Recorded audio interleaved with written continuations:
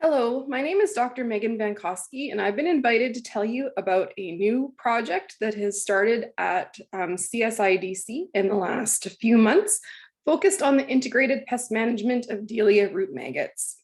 This is a research project that is funded through Agriculture and Agri-Food Canada by the Alternative Pest Management Solutions funding stream. And it was a project that the Pest Management Center decided was a very high priority for growers because root maggots are a very significant pest of brassica vegetable crops across Canada. They're conventionally managed using insecticides, but the primary insecticide that we use for management of Delia root maggots in these vegetable crops is no longer going to be registered in Canada at the end of next year. So it's really important that we find some alternative management solutions so that we can continue to grow brassica vegetables economically and sustainably across Canada. The project that I'm going to tell you about today has three key objectives. The first is to evaluate different combinations of pest management tactics for Delia root maggots.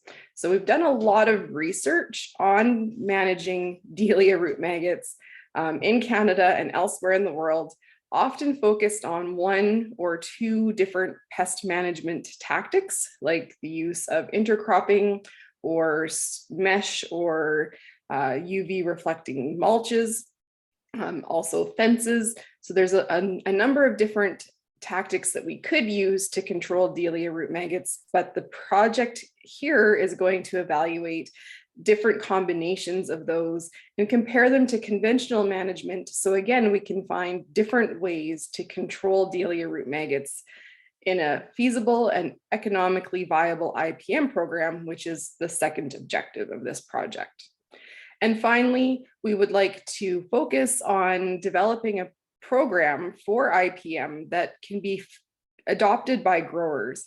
And so a big part of the project, especially in the later years, is going to be demonstrating and providing evidence so that growers can adopt the program that we develop. So the research is being conducted in Ontario and in Saskatchewan. And so far in Saskatchewan, we're focusing on intercropping.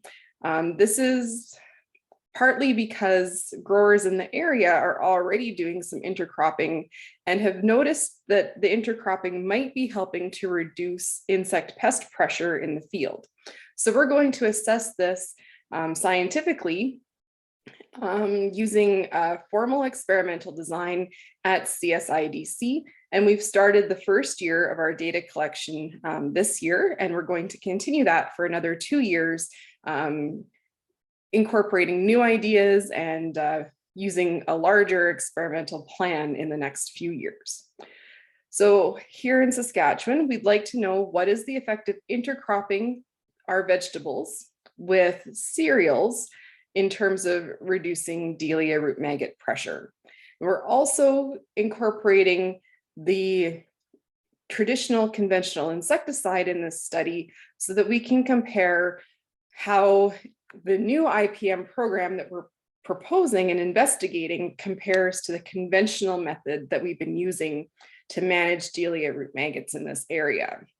So here in the picture, I've got a really general outline of our plot plan and our treatments. So we're looking at growing our vegetable crops, broccoli and rutabaga on bare ground in plots with cereal stubble from the previous year so that we still have some mechanical protection and some plant material to interfere, but it's also rather inert because it's dead material. And then in our third main plot, we have intercropping with cereal seedlings. And like I said before, we're also interested in comparing this method to the conventional method where Lorsban is applied. So we have plots that have Lorsban applied and plots that do not. This is the first year of the project, so we don't have a lot of results yet, but I do have some pictures of the plots to show you. And again, we're going to be expanding on this project over the next few years. So we're currently conducting the trial with broccoli and with rutabaga. The broccoli is seeded as seedlings or put into the ground as seedlings.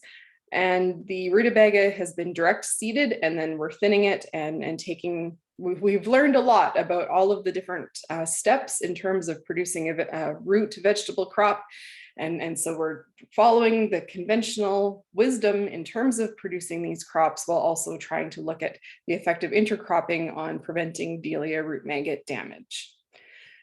So here's just a sample picture of our plots. So we have first this bare ground plot, and then right behind it, we have the plot with the stubble incorporated. And behind that, we have our plot with the cereal seedlings as an intercrop.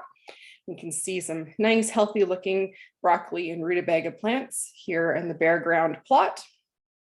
So this, I believe, is the stubble plot a little bit further back, the second plot in the row of 3.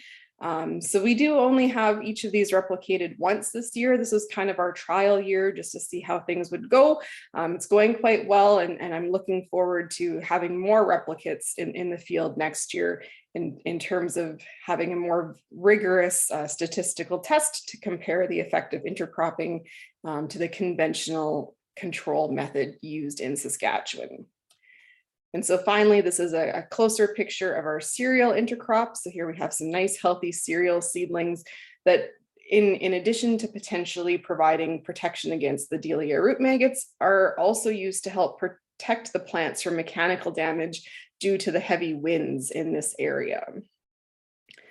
So yes, thank you so much for listening in on the information that I had to share here today about this new project. We're very excited about it, and we're really grateful for all of the help that we've had from our steering committee, from Connie, Carter, and Doug in terms of setting this up. We've learned a lot, and it's been a really great new project to start. I'm looking forward to the next few years, and hopefully to seeing all of you out in the field so that we can work on demonstrating the work that we're doing. Thank you.